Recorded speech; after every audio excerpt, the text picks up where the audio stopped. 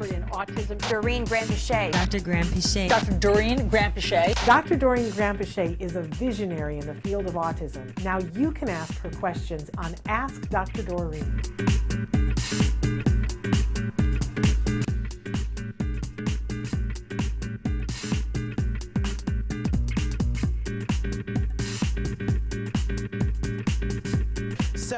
Welcome back to the Autism Network Podcastathon. We're glad that you guys stuck with us. And Parker wanted to know, where had I gone? Did I go get a bunch of energy drinks? No, we had to change the set a little bit. But I am here right now with Ask Dr. Doreen and Dr. Doreen Grant-Pichet. Hello again. We hope that you guys watched the last hour. How amazing was that? Oh my gosh, that was so much fun. And I love them. They're so lovely, all of them. All three of them yeah, are really amazing they really guests. are. And we loved that you guys wrote in so many comments. We're continuing this hour. We're going to give away 10 more gift cards from Discovery Toys. Amazing. We want to thank Discovery Toys for that. I have one of their award winners. I have here with me. Yeah. This is Family Talk 2, and they have so many great things. But this was one of the things that won an award a couple of years ago. And basically, it's a very simple thing, but it's a ring, and it's got questions on it that you can ask someone to be conversation starters. Yes. When you've got older kids and like grandparents are coming, there's one that's grandparents. They have several different versions of this. So I just turned to, have you ever stood up for something you believed in, describe the situation? And it's a great way to start a conversation as a family. We used to keep these in the bowl on the dining room table. I love it. As a conversation starter. So that's, and so many wonderful things. I really encourage you to check out our toy guide to see some of the winners from Discovery Toys. But better yet, when you win a gift certificate, go on their website and take a look around, because they've got some amazing toys. And we thank them for being a part of the podcastathon and making it possible for you guys to win gift cards. Now, here's how this works. As we're talking and you guys are asking questions, we want questions and comments. So every time you ask a question or give a comment, you'll be entered. You'll get one ticket that goes into a hat for that winner. Perfect. We're going to give away 10 gift certificates in this hour, 10 $25 gift certificates. Now, if you already won in the first hour, you won't be eligible, but please feel free to ask questions and comments anyway. But we're going to continue that. We're not doing that every hour of the podcastathon, but especially here at the beginning, we wanted to give away a bunch of those. Also want to remind everybody that we, every hour, the guests and hosts will have a charity that they want donations to go to. You and I feel very strongly about a very special charity. Autism Care Today. Yes, that gives grants for things that families need and ask for. Yes. And we both feel very strongly about functional communication. Mike Hipple was with us last hour. I don't know if he's still with us, but Mike is a very outspoken AAC advocate. Right. And so you will appreciate this, I hope, Mike, but we felt that we wanted to make sure that some more iPads got into people's hands. Absolutely. For functional communication. So we put our heads together and thought it'd be good if my head would be bald. You like how that works? We're looking for any opportunity. Honestly, really. So I have agreed that if we raise a minimum of $5,000, because that'll be, a few iPads. Now, would we like to raise $10,000? Sure. But if we raise a minimum of $5,000 in the 44th hour, which will take place, of the podcastathon will take place on Thursday morning, what will you do? I will, with all joy and happiness, shave Shannon's head while we're live on the show. And who doesn't want to see that? Oh my gosh, I'm so excited. I am too. It's like, let's just fast forward. Let's just do it. If it wasn't that I know that I'm going to want to take a shower immediately afterwards, I would say let's just do it now. But we also want to raise the money, right? So we're asking for donations, and there is on my Facebook right now. I don't know if I put the link. We'll get you the link. It would be a good thing if we got you guys the link. But anyway, right now we're hour 2 and we're already giddy. Oh my God, I can't imagine how you're going to be by exactly. We're going to be, exactly. There it is. Look at how great Traven is. Oh, so it's great. givebetter.com. Is it give better or give butter? Give butter, excuse me, I can't read. We're giddy. We just, how fun was it to sit with Joe Montaigne and Holly and Kobe? I mean, come on. Givebutter.com/iPad challenge. A donation of any size helps us to get there, so we really appreciate that. And absolutely love, we've got all kinds of people who are joining the conversation. Andrea is here. It says it was awesome. You guys are amazing. Alicia is here. And I'm so glad you guys, I put my email in the stream on the chat so that you guys could get my email, those of you who won gift certificates last time. So this is the first hour of Ask Dr. Doreen, where we will take questions, live questions. You guys can be writing in questions or comments, but we really love the opportunity because Dr. Grandpichet is a true expert in the field of autism. She's been working in this field for more than 45 years. 45. I mean, like that's a thing. Yeah, Like, I know, it is a thing, and especially when I was talking to the folks on the previous hour and thinking, you know, when Joe's daughter is in her 30s, I guess, and I, of course, as you know, I have a couple of kids who are in their 30s and who are now married, and I love that. I'm waiting for my first grandchild, right? So I haven't had that yet. But people need to understand, you're talking about kids you treated. Kids I treated. Because you also have kids of your own. Yes. But I'm talking we're about kids I treated, and of course, several of them are in their 30s, and 2 of them are married, and I'm waiting for either one of those couples to have pop out to a have baby. a child. Yeah. Yes. I mean, you know, and it's just talking to Joe and remembering what it was like in the 70s and 80s, and it's kind of a very different world now. It is a very different world. Yeah. And in some ways, great, and in some ways, you know, I wish we hadn't gone back as far as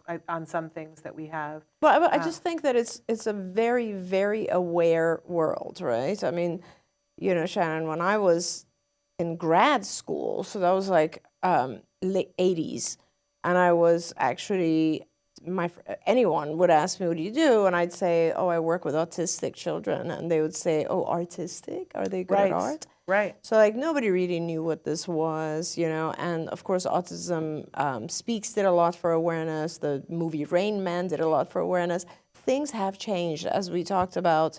You know, you can go to a restaurant and order gluten-free, casein-free food. There's health insurance coverage now. Things have changed. Yeah. At the same time, the other thing that has changed is the prevalence is just continuing to increase. Yeah. Now it's 1 in 36 as of last week. Yeah. Eric says, "Give Better would have been a better name." LOL. I'm with you. That's why I thought. I don't really know but where Give Butter is more memorable, right?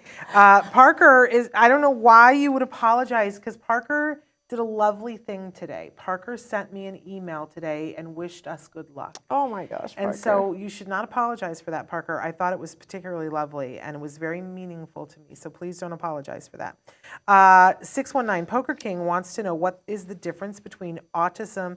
First of all, I have to give a disclaimer because we're doing a regular show here. I have to give the disclaimer that although Dr. Grandpichet is a true expert in the field of autism, I believe the preeminent expert of autism in our time.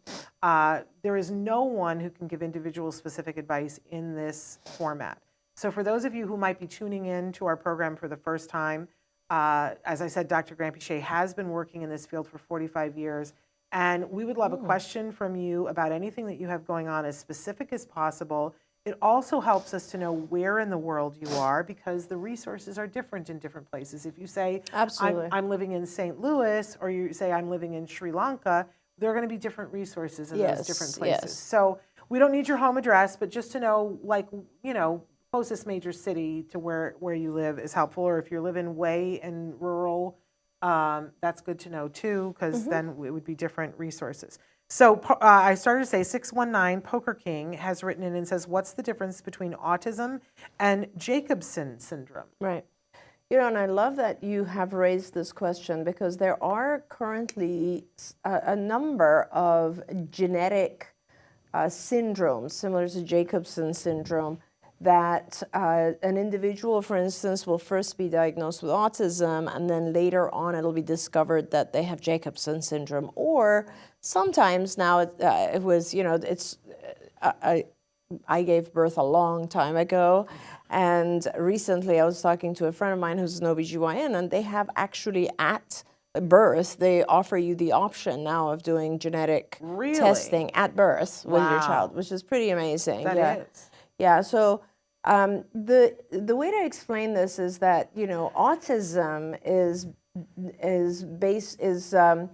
described based on a series of symptoms. So we have two sets of, I guess, two areas where there's a difference in individuals with autism. One area is social communication, and there are specific symptoms in that area that a person has to have those symptoms. And then in the other area is the area of what we call stereotypic, repetitive, stereotypical types of behaviors. And in that, you have to have two symptoms.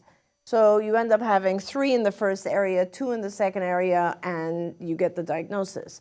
However, there are several types of genetic syndromes that could also trigger those same symptoms.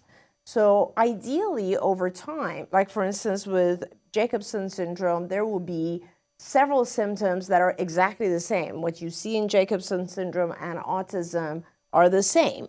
And there are other syndromes, by genetic disorders or syndromes, that have this overlap in how they are seen in their symptomology.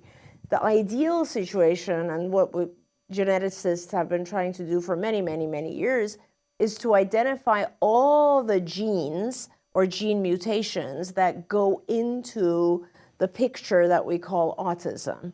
And they believe that it's somewhere around 30 or so gene changes, some of which have been identified and are called Jacobson, some of which are identified and called other types of disabilities or syndromes. But so there's overlap.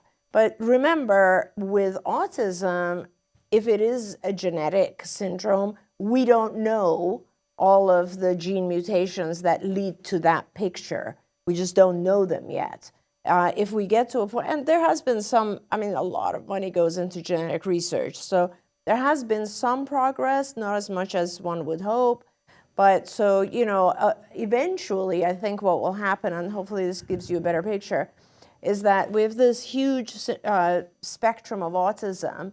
And I think what will eventually happen is we will have subtypes. And these subtypes, some of them will be genetic syndromes, like Jacobson's. And there are other subtypes that are not necessarily going to be defined just based on their genetic composition. They might be defined on toxicity or on some other environmental cause. But that's kind of how they overlap. That's amazing. Thank you for sharing that. Sure. Amy wants to know, first of all, I want to say hello to Robbie in Brisbane, Queensland, Australia. Ooh, awesome. Who is here for her 24-year-old stepdaughter. I'm so glad you're here with us, Robbie. But Amy wants to know any tips on giving meds that need to be crushed. Right. My son is now gagging on the meds mixed with pudding. Yeah. I mean, eventually, our kids are super smart, right? Eventually, it ends up that they figure out this doesn't quite taste like what I wanted it to taste like. Can't get one past me. Yeah, you can't do it. So, you know, you can reduce the amount of the pill in the pudding. In other words, make it taste good again. Right. Or you can do what I suggest, which is actually to teach your child how to swallow pills. And that is not as hard as you would think. A lot of people think that's a super, super difficult thing to do. And honestly, it's not really. In fact, when we were doing this just as a specific service that we would do pill swallowing, we had found that even the largest, most obnoxious, like if you guys ever saw a pill cam, this is a capsule that is literally about like almost the size, half of my finger. It's massive because it actually has a camera inside it. And when the child swallows it, a gastroenterologist is able to actually take photos as the pill goes through the intestines. And we would take, you know, young children, 5 years old, and teach them how to swallow that monster of a thing. Yeah. And the maximum time it ever took us to do that was around 70 hours. Okay. So it's not, you know, what you do is it's a shaping procedure And honestly, if you have access to a behavior analyst, the BCBA, they should know how to do this, because it's similar to feeding, but it is, we have these specific kits that are multiple like sections, containers that have multiple sections, and it starts with something as tiny as a sprinkle. Yeah. All right? So it's just a tiny, tiny sprinkle, and then we actually order things that continuously increase in size. If you go on Amazon, you can even order different capsules of different sizes. Yeah. And then in order to make sure that the capsule is not too light, we would actually fill it with just, you can purchase also powder, which is similar to, like, let's say, almond flour or something like that. And so you have these capsules that, like, so you have the sprinkles, and then you have another thing that is, let's say, the size of a split pea or a lentil or something, and then you just have, you know, bigger and bigger sizes until you reach that capsule size that you need.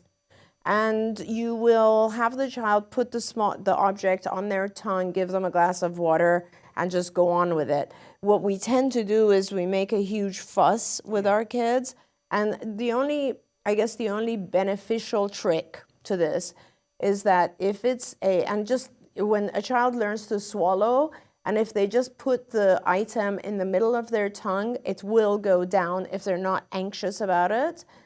So that's why you start with very, very small things and make sure the child's very successful. There's one pointer that is helpful. If it's a tablet, have the child put their head back. If it's a capsule, have their child put their head forward. People don't realize that, but capsules float on water. So when you have water in your mouth, it's better to put your head forward because it'll go back down easier. Other than that, you just shape it and you do a gradual thing, and that way you can get to have your child swallow pills, which is so helpful. Like, I had so many parents tell me that it would take them, you know, an hour extra in the morning just getting their child to take these pills. I used to have the mortar and the pestle, and I would be in there grinding up the pills. It's so hard. And it was one of those things that it seemed like it was completely insurmountable, that we would never get to the point. And then it seemed like it was a blip in time. It was about a week. And then suddenly he was able to take pills. But I want to make sure that we stress, too, that every time that they do it, you're keeping it low key and not, you know, getting them all nervous about it, but we have to heavily reinforce You them. have to reinforce, of course. So, like, as soon as they do it, you really want to, like, give them a spoon of some form of ice cream or something that they are allowed to eat, but that they adore, you know, their favorite reinforcer. Well, the famous story was the family that lived in Orange County, and their daughter's favorite thing was to go to Disneyland. And they started the pill swallowing thing, and they said, you know, we're going to do, and she was a little bit older, and they said, we're going to do this one and this one, and then when you're able to swallow your actual pill, the minute that you do that, we're going to go to Disneyland. And everybody around them was like, you know, what if she does it at a different, like a time? They were like, no, it's so worth it for our lives. And the day she swallowed that pill, it was like the car was already packed. Mom knew it was kind of coming that day. Yeah. And they got right in the car and they went to Disneyland because it was that big of a deal for them. Yeah, it is. It's important. You know, that they were going to do that. So, okay, Parker, I just adore you, Parker. Parker says, here's a question I want to ask. I'm going to start the question session with a bang. All right. What are some resources on dating? As you know, I'm 25. I'm jealous of love. A friend with higher support needs is getting married in September legally. How can I find the one? I am afraid of either getting taken advantage of or being treated as someone's I did good project. Oh, wow. I know. Basically dating me because it makes them look good in front of their friends' family. I would have asked this weeks ago, but now is the best time as any. Please help me. That's an amazing question. Parker, you are an amazing individual. You always ask great questions. You know, I don't know exactly where you live, Parker. Unfortunately, there are not enough resources across the U.S. for bringing people together. I mean, there's online dating, which honestly, I have so many people that I know who complain about, like, just social, you know, like on the online platforms. Maybe we can look for organizations where you are that would just provide you the opportunity, because I'm going to tell you a little bit about some of the stuff that will help you, but I think the opportunity is important. Now, I would say this to my son, so I'm saying it to you. You have to find people by doing things that are your favorite activities to do. Try to think of hobbies that involve more than, they're not isolated hobbies, things that you would do alone. Like, for instance, if you like art, try to go to places where people are doing arts and crafts, like an art class or a drawing class, or even like places where you can produce clay stuff. Yeah. Or if you like sports, try to get engaged with physical activities, or going to a gym is often a place where people find each other and begin to talk. Now, you definitely want to be prepared. So you want to put yourself, first you want to put yourself in situations or opportunities where others might occur. And by the way, it's not going to happen the first time or the 10th time. It could happen. You got to keep going, and my advice is to try to focus on enjoying yourself rather than just focusing on, oh my God, I've been doing this 10 different times and I still haven't met anyone. Enjoy yourself. The more fun you have, the more likely others will be attracted to that, because you're enjoying yourself, first of all. Secondly, prepare. Like, think of some questions that might be openers. As when Shannon was talking about this thing, I was thinking, oh, great, this is like so great for some of our kids who have social anxiety, right? So think of some things that might help you just open a question and practice them with someone who's a friend or mom or sister or cousin, or someone, a female, who can tell you, oh, that's a good way to open the conversation. That doesn't feel odd. Something like that. And actually, not just openers, but have enough questions to be able to dialogue for a little bit, right? Not a lot, just a little bit. And then perhaps a way to offer your own personal information, or ask for the other person's personal information, and, suggest perhaps an activity. This is why it's good to start with activities that you're interested in, because if the other person is there, they're interested in that too. Right. And you might be able to meet up again in that class. Now remember, it could be anything. It could be an art class, a language class, a music class, some hiking group. It could be anything, right, where other people are there. So all that, so prepare and find the opportunity, prepare. And the fears that you have, just realize that because you have those fears, you're aware. You don't have to be afraid of someone taking advantage of you, because you're aware. If you meet someone and it appears to you, it feels like they are taking advantage, or they are just kind of going out with you to look cool, then you know it. Then you walk away from that and you step away. One thing that's really important, Parker, is not to let any fear stop you from moving forward. That's all. It doesn't matter how many times you fail. It doesn't matter how difficult it is, as long as you keep moving forward and don't let fear paralyze you, because that's the biggest mistake we all make. Amazing. Parker wants you to know that he lives in West Virginia. So, and he and I both have looked a little bit at resources. It's a little bit thin there. Mm-hmm. But sometimes we've seen people who say, I need something, and they discover that it's not there for them, so they create something. Yeah. And we've seen people who have created a group, a social group, to do something. Yes. And I love your example of, and this is true for people who aren't on the spectrum too, Parker. I have a dear friend that was struggling to meet somebody that she really wanted to spend her life with. And a bunch of her friends were like, well, what kind of a guy are you looking for?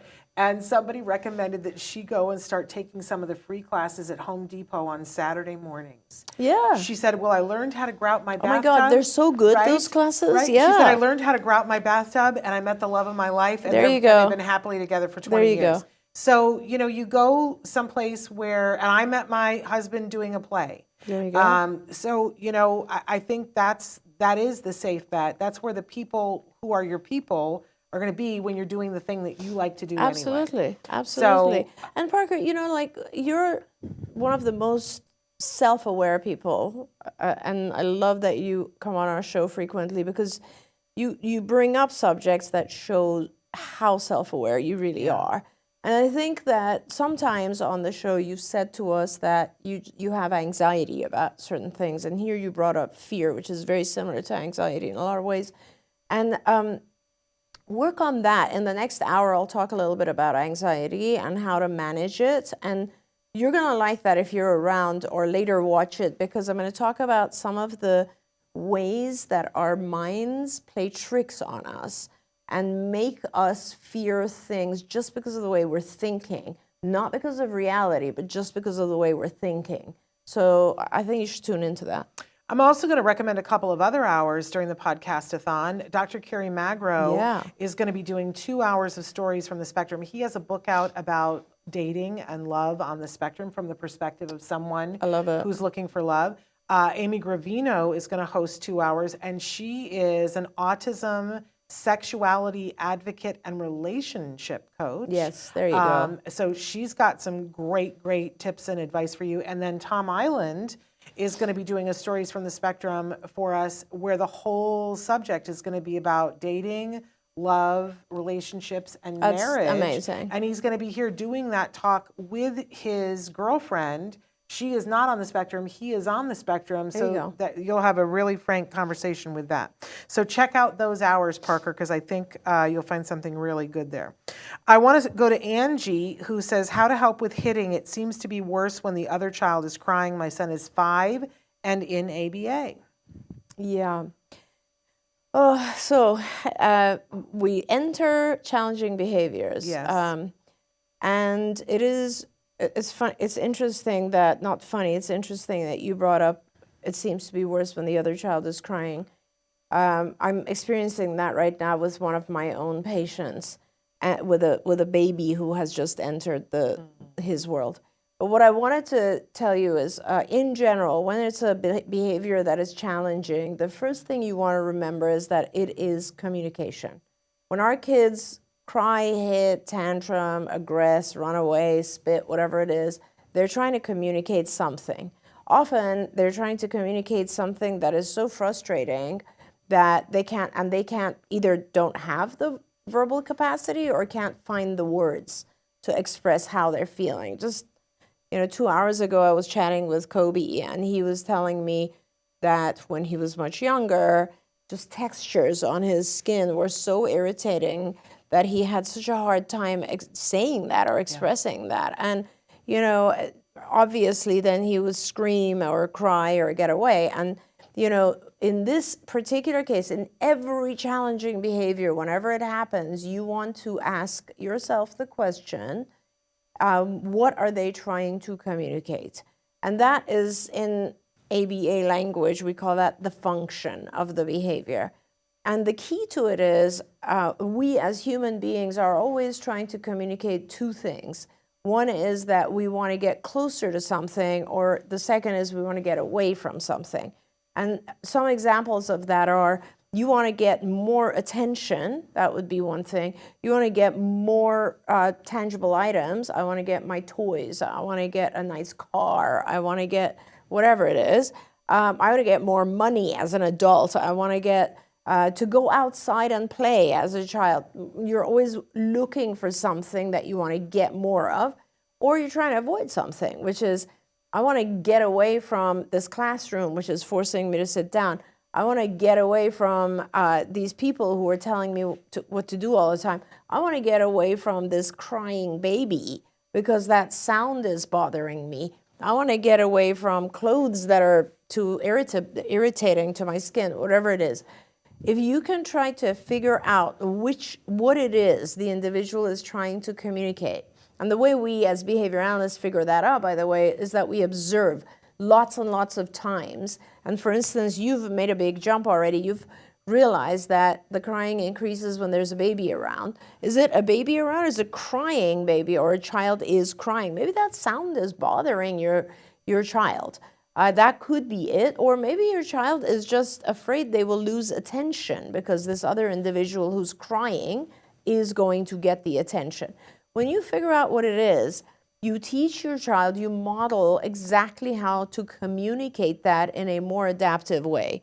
So instead of aggressing, hitting, can they say, I don't like this noise, I want to get away from here, or I don't want you to play with that child. Whatever it is that that would fulfill what they're trying to communicate. How can they communicate that to you? It doesn't even have to be verbally. They could just give you a card that represents, noise. This noise is bothering me. They could give you a card that represents, I want a cuddle, a hug, attention. Whatever it is, if they can communicate, then they won't hit. Because remember, the hitting is a form of communication. So what we try to do is we try to teach our kids how to communicate in more adaptive ways rather than challenging ways. Amazing. I want to remind everybody, writing your questions and comments right now. We're going to do last call on those because then we're going to pick winners a little bit later. And we're not going to get to all the questions and comments, which I apologize to, but we'll continue on and get to as many of them as we can. Susie, hello, Susie. Susie wants to know, can you talk a little bit about texture sensitivity with food? We can't get our son to try different foods. Yes.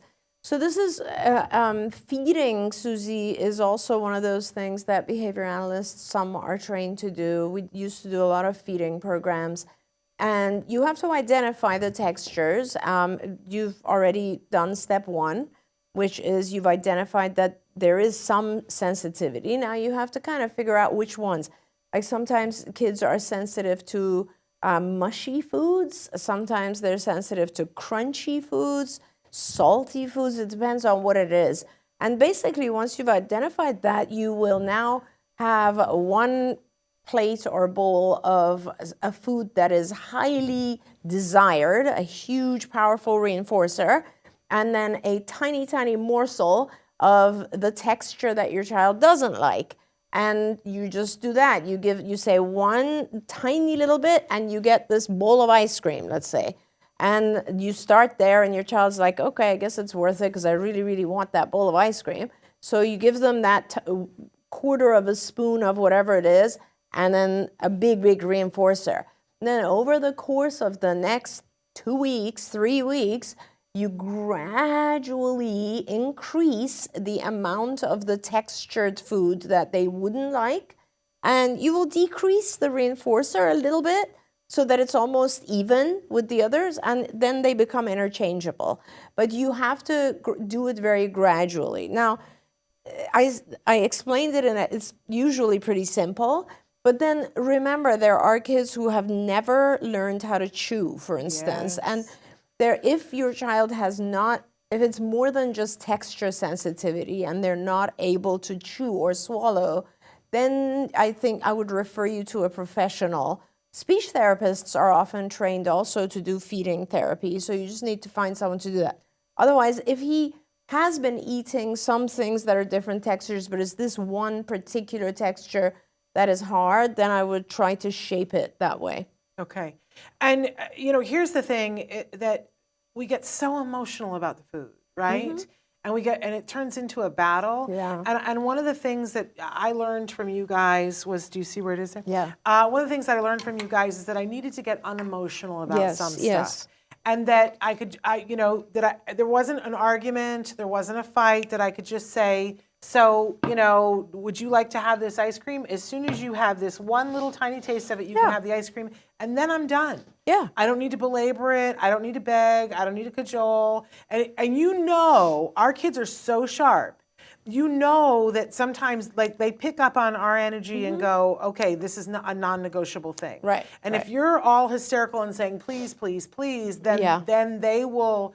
Oh, I love how our kids, when it's not your kid, when it's your kid, it's a whole other thing. It's amazing. But our kids get hysterical and they will gag, and some of them will make themselves throw up, and it turns into this whole Emmy award-winning performance, right? And you just don't need to participate in it. It's just this is what's here, and if you don't want that, then you're not going to have that, and that's just all that it is. But you can have it.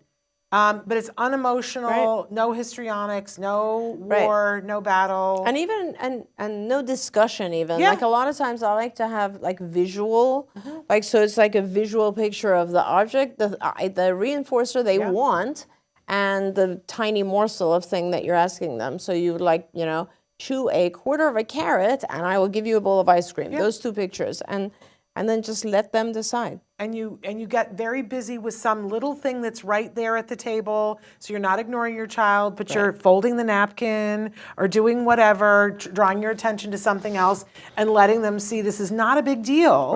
Right. But when you do it, then it's a big deal, and then you get the big reinforcer. That's okay. right. I want to get to, we've got a lot of people writing in about body changes. Bear started it by saying, good evening, I'm the father of an autistic child. My oldest son is 12. We're living in Las Vegas, Nevada. Are there any books on body changes for this age level? I've been racking my brain. Yeah, I'm not sure there are. Well, there's a need. Somebody needs to fill that need. Absolutely. And maybe there are. And you know what? We'll look. And if we can find something, then we will shoot you an email if you send us your email. Yes, absolutely. I want to get or to if maybe some of our viewers have an idea. Yes, write things in. I haven't scrolled down enough to see. Maybe somebody did. NJZ says, we have a 3.5-year-old that does 40 hours a week of ABA therapy. Good on you. My wife says that biomedical treatment is essential for recovery. How important is it, and is it a good investment for us as parents? What a great question. What a fantastic question. You get a gold star, NJZ. And thank you for throwing that question at me. Yes. Because honestly, it's like I love the opportunity to be able to talk about this. So biomedical interventions could be the key to the success of your child. They could be. Not every single child needs biomedical interventions, but a lot of kids that I've met have benefited from biomedical interventions, and I'll tell you specifically what I'm talking about. So, for example, a large percentage of the children that I meet and diagnose and treat have gastrointestinal issues, like they have bloating, they have reactions to certain foods, they can't digest, sometimes there's diarrhea, sometimes there's constipation. That in itself is something that's very disturbing to anyone. And if your child is going through that experience, for example, not only are they struggling and possibly have pain, but they're also not really digesting their food properly. There's not enough nutrition getting to their brain. When there's inflammation in the GI tract, the immune system is mostly in the GI tract, so you're going to affect their immune system. That issue needs to be treated, because then you have a child who doesn't have reactions to food, doesn't have bloating, doesn't have constipation or diarrhea. They're feeling better. A lot of times this kind of thing also affects their sleep. So they might be sleeping better. Or say you just have a child who has sleep disturbance or this difficulty. That has to be treated. Let's say you have a child who has food allergies, is not able to digest certain things. If you don't figure out your child's food reactions, when your child eats particular foods, like let's say anything with gluten or anything with casein, just as an example, could be corn, could be soy, whatever, they'll eat that thing, and the protein, that protein, like casein is the protein in dairy, will break down kind of halfway.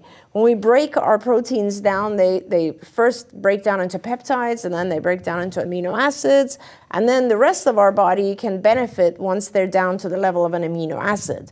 If they don't, if they break down in the chain of peptides, then those peptides can also cause havoc. They can leak through the gut lining, they can give our brain different messages. In fact, we've found, research has shown that gluten and casein peptides can mimic endorphins. So they can affect the brain the same way endorphins would. So our kids are kind of like tuned out or zoned out as if they've had alcohol, for instance. Speaking of that, another thing to find out, obviously, from a biological perspective is if the child has yeast issues. Some of our kids do. And if they do, that's going to definitely cloud their thinking. So for me, being able to figure out the biomedical issues is step one. Because if you do that, and if you're able to keep your child medically stable, healthy, and that means they're sleeping well, they're not ingesting foods that are affecting their brain in a negative way, then they can really benefit from ABA, because now they're fresh, awake, learning. I mean, imagine if you yourself, for instance, had a food allergy and they gave you that food and then they wanted you to do 40 hours of ABA. You'd lose your mind. So we want to make sure that our kids are feeling as good as they possibly can when we give them all this ABA so that they can learn more. That's kind of, and then that being said, I've also had kids who did not have any of these biomedical issues, but it's definitely worth the evaluation. And the field of biomedical is so large. I mean, there's so many different things to try. So Amanda wrote in and said, I noticed as my son's spontaneous language and conversational skills are increasing, his speaking in Mandarin has decreased. It's probably about an 80% decrease in just a few months. For me, it's a win, but what does this say about him and what's happening? Also, she wants us to know that she is doing biomedical interventions. I'm loving that the spontaneous language and conversation skills are increasing in English. Yeah, it is interesting. I'm assuming it's in English. Yeah, I think it is. So, and that's, I think, part of it, Amanda. I think it might just be that he is reaching a different level in English. And maybe there's a lot more conversation going on around him in English. And so as he reaches that level, his comfort is more in English. For instance, I could say I speak several other languages, but obviously English is one of my two that are the most comfortable. And so I will always have higher conversational skills in English and let's say another language as opposed to, German or French. So I will reduce my use of those where my conversational skills are not as strong. So I would say that's a good thing, Amanda. So I would be excited about that. Yeah, and I love that she is. Sleepy Mama 14 says, my child was extremely premature, and we were told that her autism and IDD was caused by brain bleeds. How do I interact with folks who assert that ASD is just natural variation of human experience? Yeah. It's hard. Yeah, this is the thing with autism, and that's kind of what I was talking about a little bit earlier today. It's a series of symptoms, and there are lots of different things that are causing it for different individuals. I was very engaged for many, many years in trying to identify some of the subtypes of autism we call phenotypes, because there are so many, as we heard from somebody earlier, Jacobson syndrome, and obviously some sort of injury to the brain could cause those symptoms as well. There are seizures. There are kids where nothing is happening until they have seizures. There are so many different things that could be leading to those symptoms. It's hard to talk to people about this. No one should ever yet say, I know exactly what causes autism, because we don't. There's multiple different things we know can trigger it, but all of those things are also different. And what triggers it in one child is not going to be the same as what triggers it in another child. And, so if someone suggests that they know more, I don't, just ignore them and move on. It's so hard sometimes. You can't convince everybody of everything. Hey, we're here at the end of the hour, and many of you have written in questions that are about anxiety. Surprise, How did that surprise. even happen? I know. Well, we went a couple of minutes over in the last hour, but I want to get us a little bit back on track so that we're sticking with the clock.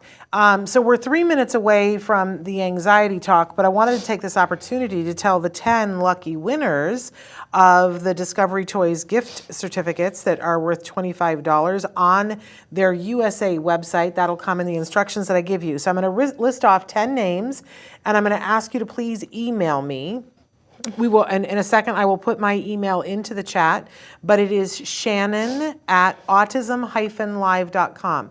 When I have your email, then I will be able to email it back you the gift certificate and the rules and regulations that come with it, but you'll have a good time with it. So are you ready to cheer for the happy winners? Joanne Crawford, you have won. Rosie Alvarado, Matt Spiel, Andrea Waldron Zimmerman, M. Lou, NGZ 022, Hallie Becker, Bear 86, Jason Mertz, and Tin Foil Barbie. Love your handle. You guys have all won a $25 gift card. We want to thank Discovery Toys for making that possible, and you'll definitely want to check out the amazing toys that they have.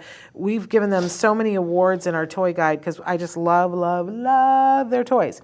We've got we don't really even have a minute. What am I saying?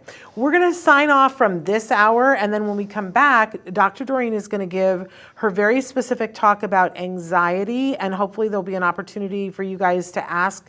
You've been asking a lot of questions, some of which probably will be answered during her presentation, but there will be an opportunity at the end, perhaps, if there's time, for questions. And then, of course, over the next 2 days, I'm doing several more hours of Ask Dr. Doreen, and happy to answer any questions that we don't get to answer next hour. We apologize that, it takes a while to answer, but we love that you guys are writing in. Please make sure that you're sharing the feed with other people so that other people can hear the answers. Don't forget that in the hours coming up, after the anxiety talk, there will be a special Autism Live with Dr. Stephen Shore, which I think you guys are going to really love. And then the hour after that, we will have Dr. Temple Grandin answering your questions live. So that's the first 5 hours here. And then great things, check out autismnetwork.com and click on the calendar so that you can be following along with who the guests are and what's happening in what hour. So stick with us. We'll be back in just a minute with Ask Dr. Doreen, the Anxiety Show. Yay. Don't forget, you can watch Ask Dr. Doreen live every Tuesday morning at 10 a.m. Pacific time. We hope to see you there.